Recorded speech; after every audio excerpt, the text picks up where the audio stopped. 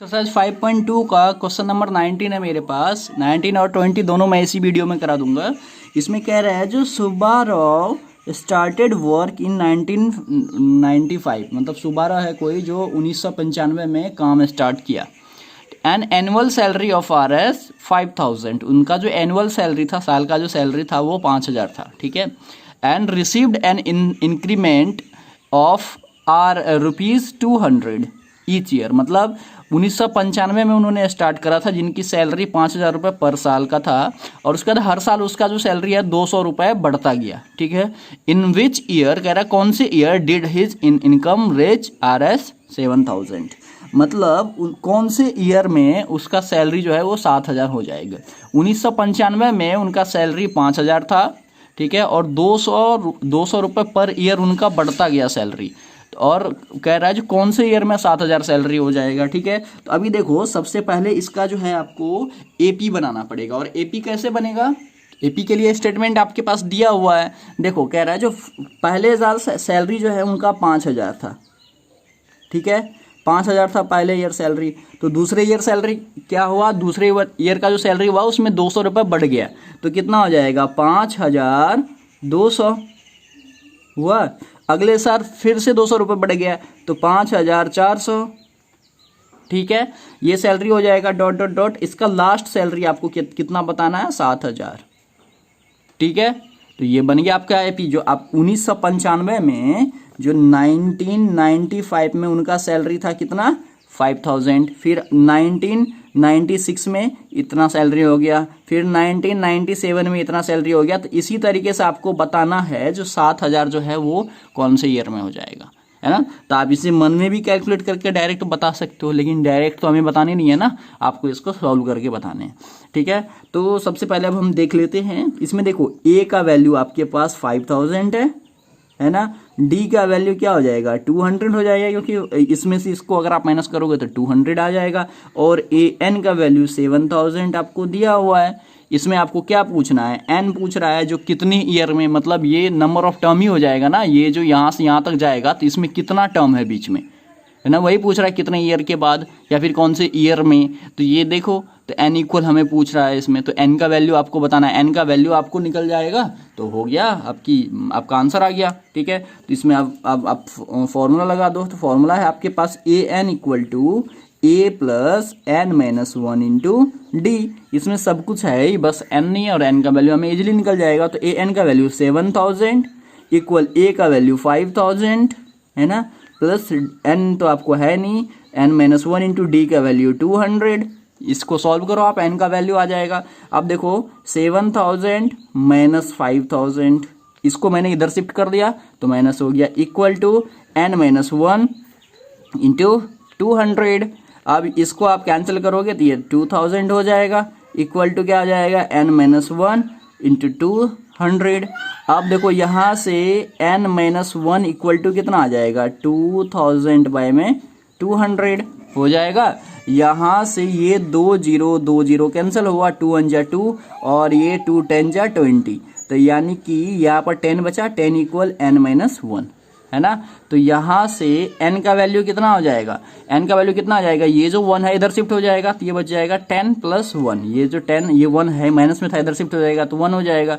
तो यानी कि N का वैल्यू क्या आ गया? आपका 11 आ गया। N का वैल्यू 11 आ गया, मतलब ऐसे ही इसमें 11 टर्म्स होंगे। 11 टर्म्स जाकर के लास्ट में, मतलब ये 11वां टर्म में लास्ट में जाकर के 7000 हो जाएगा। तो देखो, ये पहला साल, दूसरा साल, तीसरा साल, मतलब 11वें साल में। तो आप इसमें स्टेटमेंट क्या लिख दोगे? आपको लिखना पड़ेगा therefore in 11th year his salary, मतलब सुब्बाराव सैलरी will be 7000, ठीक है। या फिर आपको देखो, ये 11 साल में होगा, तो मतलब ईयर कौन सा हो जाएगा? ये 1995 है, तो देखो यहाँ पर मैं बता देता हूँ, 1995 है, इसमें प्लस 11 कर दो, तो 11 करोगे तो आ जाएगा आपका 2006, 5 1 6 9 1, हाँ 2006। तो आप इसमें ये भी स्टेटमेंट लिख सकते हो, इन 2006 his salary his salary will be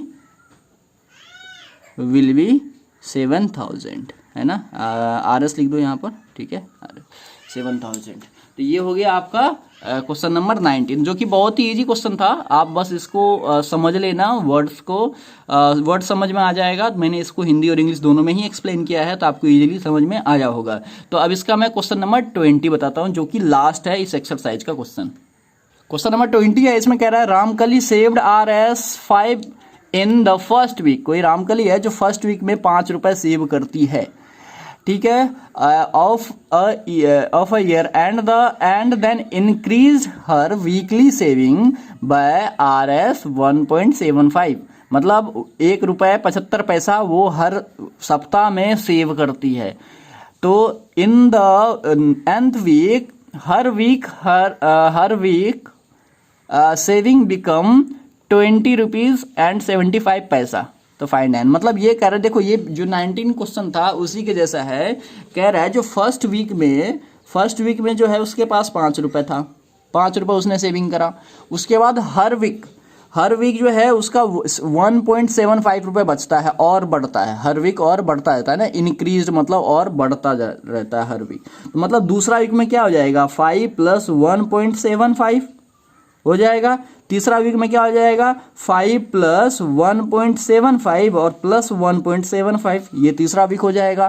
तो डॉट डॉट डॉट डॉट ये आपका 20.75 हो गया, मतलब 20 रुपये 75 पैसा हो गया, है ना। तो इसमें बताओ जी, इसका एन हमें निकालना है। इसमें कह रहा है ना फाइंड एन, इसमें एन मतलब इसमें कितने टर्म होंगे टोटल, वो आपको बताना है। तो इसको थोड़ा सा आप सॉल्व करके लिख दो। तो इसको सॉल्व करके अगर आप लिखोगे तो ये क्या आ जाएगा, एपी आपका बन जाएगा 5, और ये आ जाएगा 6.75, और 6.75 में 1.75 ऐड करोगे तो 8.5 आएगा, 8.50 आएगा। तो 5 के बाद 0 का कोई वैल्यू नहीं होता, चलो लिख देता हूँ 50 डॉट डॉट, ये आ जाएगा 20.75, ठीक है। ये आपका एपी आ गया। अब इसमें आपको क्या है, ए का वैल्यू 5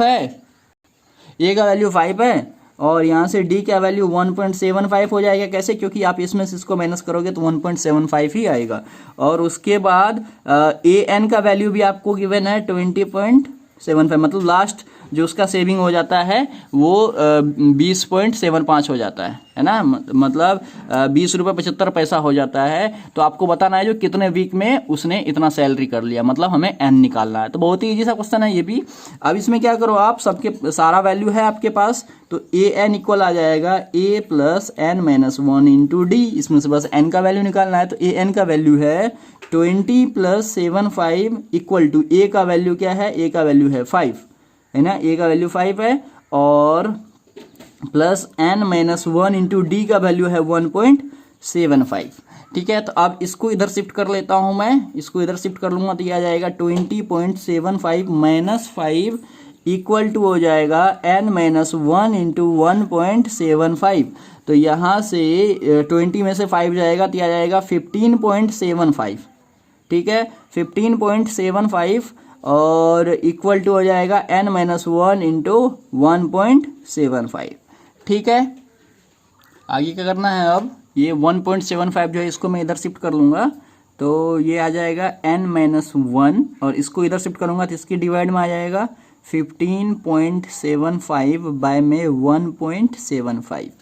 तो गाइस देखो इसमें क्या होगा, ये जो पॉइंट के बाद इधर भी 2 डिजिट है और पॉइंट के बाद इधर भी 2 डिजिट है, तो मैं क्या कर सकता हूँ, डायरेक्ट इन दोनों पॉइंट्स को मैं हटा सकता हूँ, ठीक है। अगर मान लो पॉइंट के बाद इधर 3 डिजिट होता और इधर 2 ही होता, तो मुझे इधर भी 3 डिजिट करना पड़ता, इधर एक 0 लगा देता, ठीक है। तो आपका अगर दोनों तरफ पॉइंट के बाद दोनों ही डिजिट इक्वल है, इधर का भी इधर का भी, ठीक है, तो मैंने क्या करा, दोनों का पॉइंट इजीली हटा दिया। तो मतलब हमारे पास जो है वो n - 1 का वैल्यू क्या आया, n - 1 का जो वैल्यू है वो आया है, मैं इधर ही लिख देता हूँ, वो आया है कितना, 1575 और बाय में 175, ठीक है। ये आया है n - 1 का वैल्यू। अब इसको थोड़ा सा सॉल्व करना पड़ेगा, ये दोनों 5 के टेबल से कैंसिल हो जाएगा। तो 5 के टेबल से अगर मैं इसे काटूं तो ये आ जाएगा 5 × 3 = 15 और 2 बचा यहाँ पर 2 25, तो 5 × 5 = 25। 5 के टेबल से इसे भी कैंसिल कर दूंगा तो 5 × 3 = 15, 5 × 1 = 5 और 5 × 5 = 25, 315 हुआ।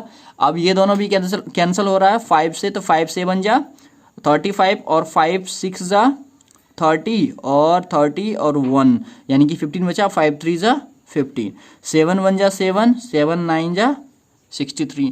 तो यानी कि यहाँ से n-1 का वैल्यू आपका आया 9, 9/1 तो 9 ही हुआ, ऊपर में तो सिर्फ 9 बचा यहाँ पर।